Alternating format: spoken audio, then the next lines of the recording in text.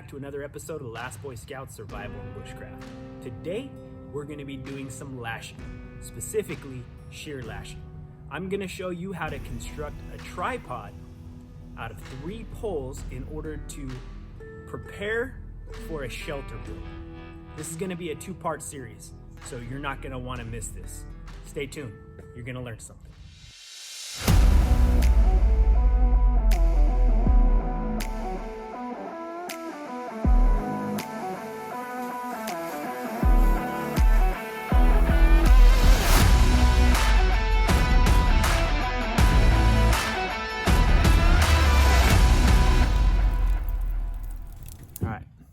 First things first, Murphy's Law. Not everything's going to be perfect. Anything can go wrong at any time.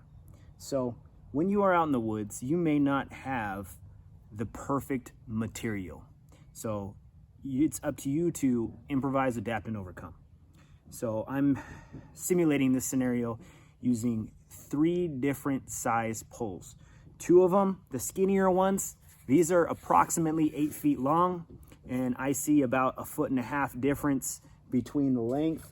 So what I'm gonna do is I'm gonna dress them up utilizing the bottom. And I'm gonna start my lash, about yay. Okay, we're gonna start our lash right there. Now, the type of lash that we're going to be doing is called a shear lash.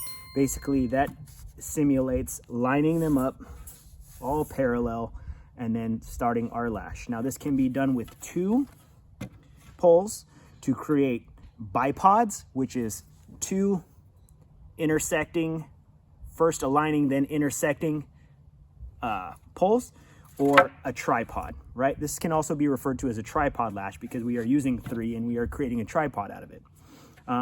You can also simulate or create flag poles from a shear lash, basically lining them up parallel, staggering them to the length that you want, and then the 2 intersecting portions, you basically create your shear lash. And to reinforce the strength of your pole, you can do 2 separate lashes, or you can create 1 long, big lash, okay? So back to our tripod lash, our shear lash. Every time I do a shear lash, me personally, I always start with a clove hitch. Now, back in our video, 3 knots in 3 minutes, I simulated or I demonstrated a clove hitch for you.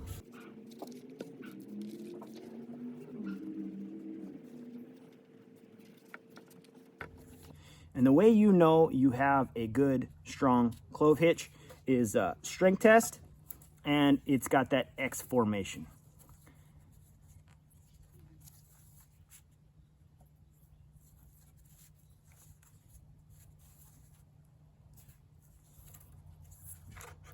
So we are going to wrap, right?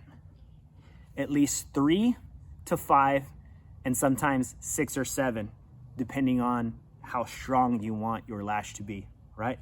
So I think I'm gonna do maybe 5, just to simulate a little bit stronger of a lash, right? So lining them up, keeping your line tight or taut, however you'd like to use your terminology.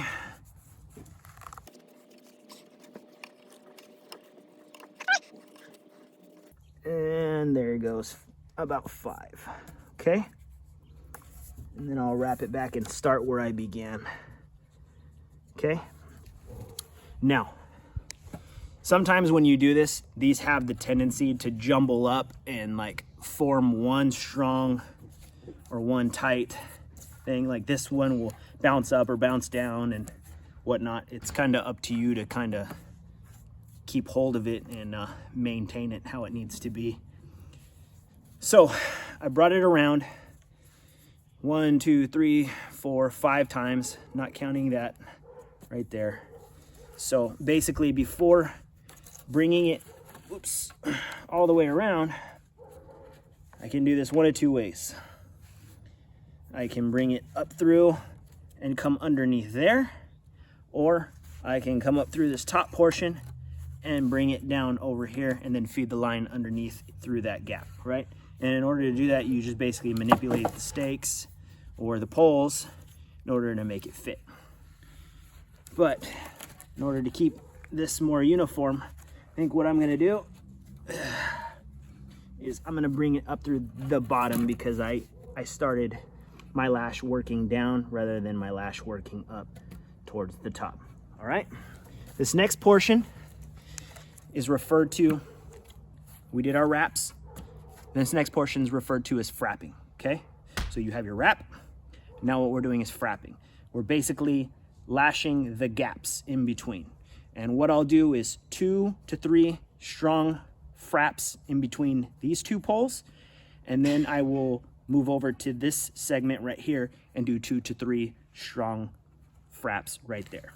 And I'm gonna demonstrate for you also a method to make your fraps stronger and tighter.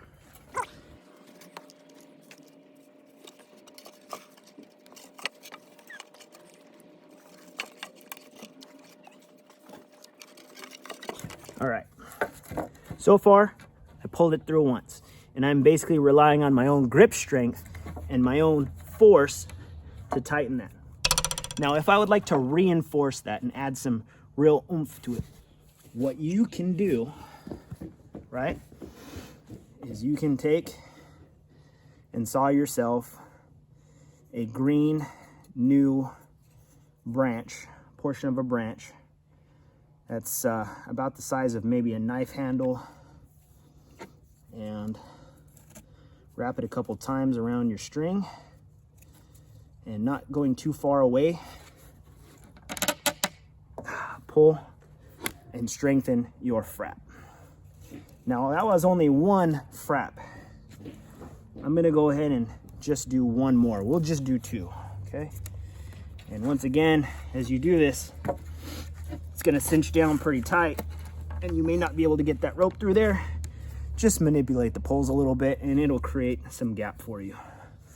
All right.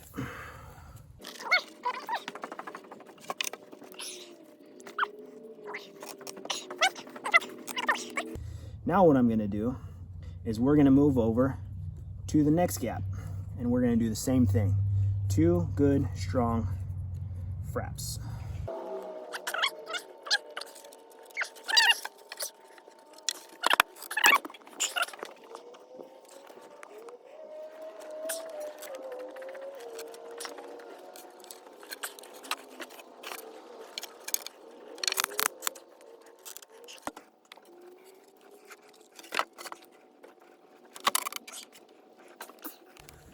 Now, at the end of my wrapping and frapping, when my lash is complete, I'll be finishing it off also with another clove hitch.